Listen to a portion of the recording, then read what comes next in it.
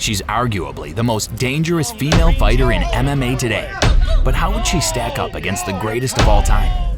Dakota Ditcheva is tearing through her opponents with ruthless efficiency, holding a spotless 14-0 record and an eye-popping 93% finishing rate. At just 27 years old, this rising phenom is dominating the PFL scene and hasn't even hit her prime. A UFC debut feels more like a matter of when, not if. That brings us to the burning question: could this British Bulgarian prospect conquer today's UFC elites? And how would she fare against the legends of women's MMA? Let's break it down. There's one who's really interesting, who's this monster. She's terrifying. I never expected these women to be as technical and as badass as they have been. You could be the face of women's MMA. You're on that path. It's there.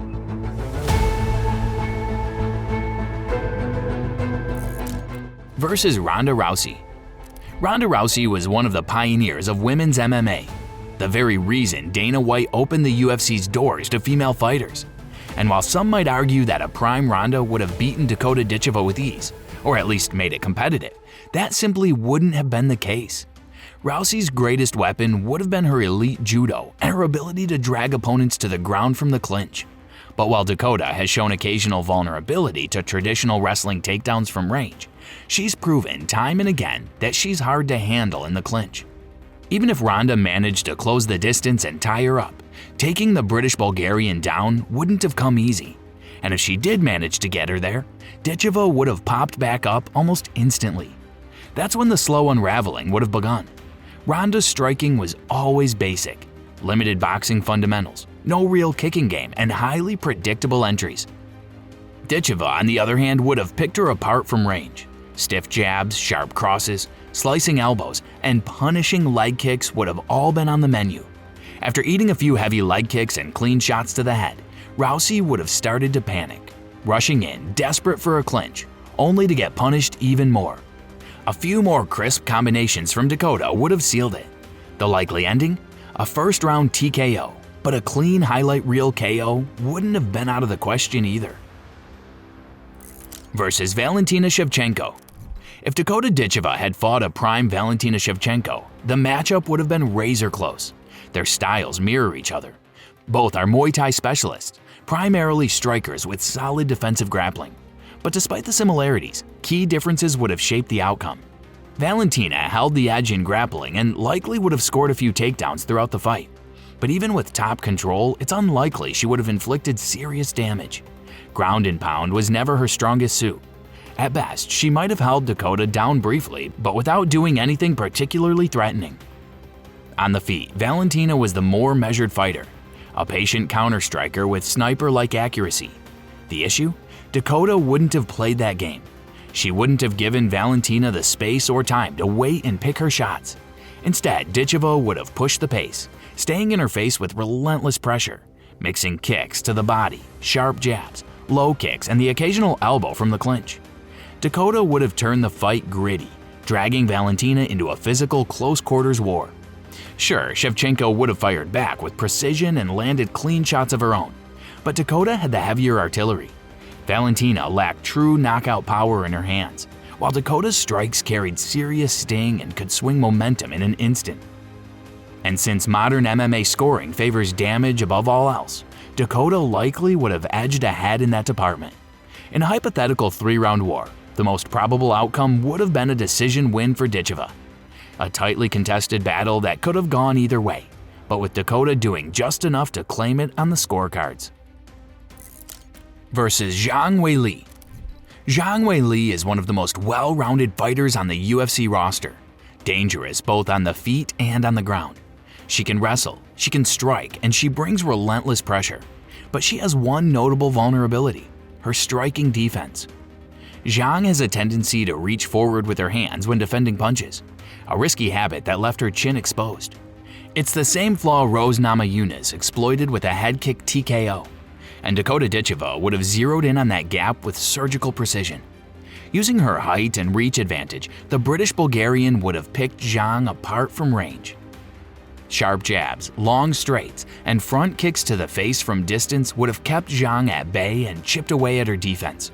One clean front kick could have wobbled her, but more likely it would have been the accumulation of strikes, stiff jabs, and precise shots down the pipe that slowly broke her rhythm and prevented her from returning fire the way she usually does. Zhang's best weapon in this matchup would have been her wrestling. She likely could have muscled Dakota to the mat a few times, but unless she managed to hold her there for long stretches or inflict real damage, it wouldn't have shifted the tide.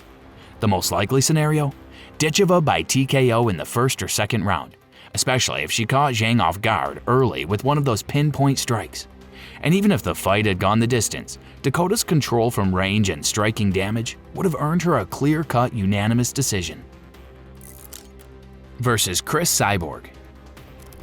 A hypothetical clash with Cris Cyborg would have easily ranked among the toughest tests of Dakota Ditcheva's career. Though they're equal in height, Cyborg is the naturally bigger, more physically imposing fighter. Dakota would have needed to pack on size to meet Cyborg's power at featherweight.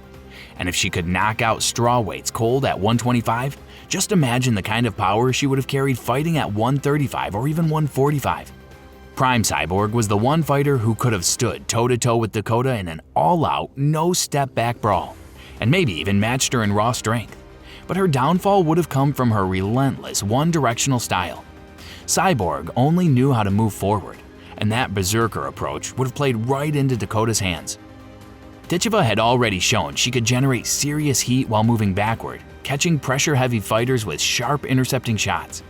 As Cyborg charged in, hunting for a finish, Dakota would have kept her cool and laced her with pinpoint counters, something eerily similar to what Amanda Nunes did to her. After eating a few clean punches upstairs, Cyborg's confidence would have started to fade, and that's when Dakota would have taken over.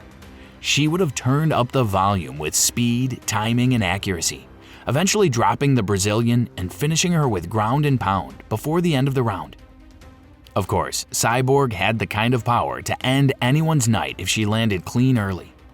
But that outcome would have been unlikely. Ditcheva was simply the more technical, composed striker, especially off the back foot. The most likely scenario? Dakota by first-round TKO, dropping Cyborg with a perfectly timed counter, then sealing the deal with strikes on the ground. Versus Kayla Harrison.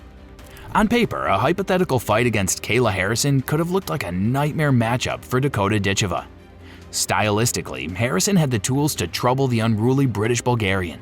Relentless takedowns, suffocating top control, and Olympic-level judo. Unlike Ronda Rousey, Kayla was not only more physically imposing, but also significantly stronger. If she managed to get Dakota to the ground and keep her there, it could have spelled real problems. And yes, Dakota had been taken down before. Her vulnerability to traditional wrestling entries was no secret. But here's the thing, if Ditcheva managed to stuff most of Kayla's takedowns or scramble back to her feet quickly, the fight wouldn't have even been competitive on the feet. Harrison's striking was almost non-existent. The gap in striking skill between them was massive. If the fight stayed standing, Dakota would have had her way, landing from range, chopping at the legs, working the body, and slicing the head with surgical precision. Even in the clinch, Ditcheva's knees and elbows would have been a brutal problem for Kayla. For Dakota, the key to victory would have been a smart, calculated game plan, punishing the head leg, targeting the body, and forcing Harrison to slow down with every exchange. The more compromised Kayla became, the less effective her takedowns would have been. If the judges somehow leaned heavily toward grappling control over striking damage, an increasingly rare occurrence, maybe they would have edged the fight to Harrison. But in today's MMA scoring system where damage trumps all, the outcome is clearer. This fight most likely would have gone the distance, but Dakota Ditcheva still would have walked away with the win. Her output, accuracy, and the sheer damage inflicted on the feet would have left no doubt. Versus Joanna Jędrzejczyk. Stylistically, Joanna Jędrzejczyk and Dakota Ditcheva were cut from the same cloth, elite Muay Thai strikers with solid defensive grappling. But while both shared similar foundations, Dakota brought a few extra tools to the table. Ditcheva had already shown she could dominate from top position and unleash a brutal ground and pound assault, something Joanna never really added to her game. Regardless, it's unlike Dakota would have leaned on her grappling edge in this matchup. This fight would have stayed standing where both women were most comfortable. And on the feet, whatever Joanna did well, Dakota simply did better. She was faster, more explosive, more versatile, and crucially, she carried real knockout power. something Joanna lacked throughout her career. Had this fight happened, it would have been a high-level striking chess match played out mostly at mid to close range. Both women would have looked to outmaneuver, counter, and break each other down with volume and precision. But Dakota's sharper technique and superior power would have been the difference maker. The damage she inflicted would have been far more telling, accumulating as the fight went on and gradually pulling her ahead. Most likely, this one would have gone the distance, ending in a clear-cut unanimous decision win for Ditcheva.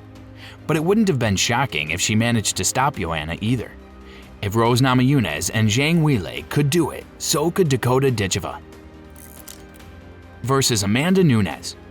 And finally we arrive at the final boss, the one fighter who could go toe-to-toe with Dakota Ditcheva on the feet and match her in raw firepower, Amanda Nunes.